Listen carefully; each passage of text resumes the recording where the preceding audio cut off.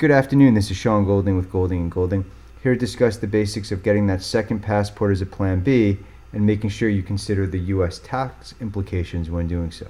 This is becoming a bigger problem as of lately, so I kind of want to go through the basics with you. Second passport, plan B, right? The concept is, you may have potential excessive tax coming from capital gains. Maybe you acquire some sort of asset in the US and it's gone up exponentially. Once you recognize that gain, the taxes are going to be huge, especially under Biden, who's seeking to increase the long-term capital gains and all capital gains tax for certain people.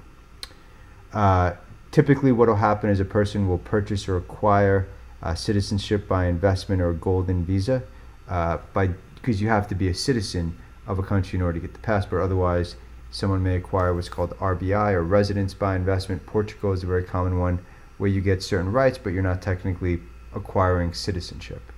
The most important thing and what leads to the issues that we're going to talk about here is the investment component, right? In order to acquire an interest in some of these foreign countries as part of the golden visa application process, you have to provide, or you have to invest in that country, right? So at the end of the application period, you will presumably own a significant investment in the foreign country, and that's where the problem can arise. Here's why.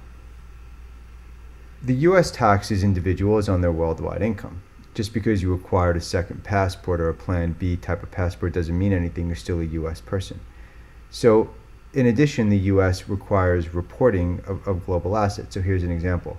Let's say David is a U.S. citizen. He lives in foreign country B and earns all of his income from foreign countries C and D. Well, guess what? He's still a U.S. citizen, U.S. person.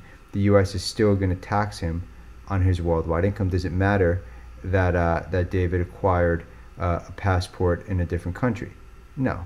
In fact, by doing so and not formally expatriating, he may have made his U.S. Or his overall tax situation worse.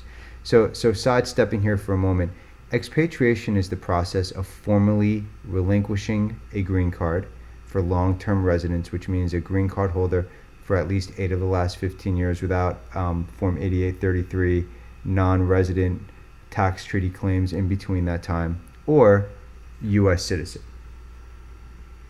Without formally expatriating, giving up the U.S. status, and all the person's done is acquired a new status. By acquiring another status, that's not going to absolve your U.S. tax liability. And here are some additional tax implications to be aware of.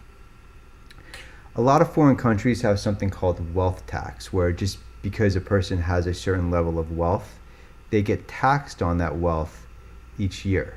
And so whether or not it applies to residents and non-residents is something the person should look into before making that investment.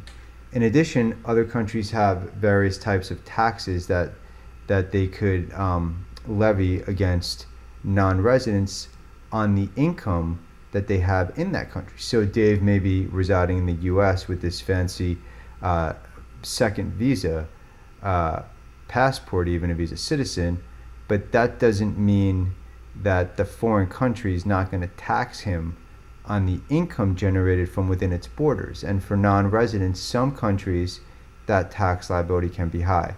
And the most important is the PFIC. PFIC is Passive Foreign Investment Companies. We have various programs and materials available on that. It's super mind-numbingly boring, but it requires a true analysis of the tax situation, because someone who would otherwise pay 15 or 20% in long-term capital gain, at least for now, may find themselves paying whatever the highest tax rate is, plus interest, which can go for many years depending on how long that investment is being held. And while there are certain elections you can make, QEFs and MTMs, they do require a significant amount of exposure for the foreign investment company, and most of these visa opportunities are in countries where there is no treaty, and they're probably not going to give up that information to the U.S. government, which means to you, you won't be able to claim that election. Things to consider. We have lots of information available on our main website, goldinglawyers.com. We have other information available on our different other websites we have, including expatriationattorneys.com, which is dedicated exclusively to expatriation and related issues, you can always reach out and schedule a reduced fee initial consultation if you think it's appropriate. Again, my name is Sean Golding with Golding & Golding. Thank you for your time. Enjoy the rest of your day.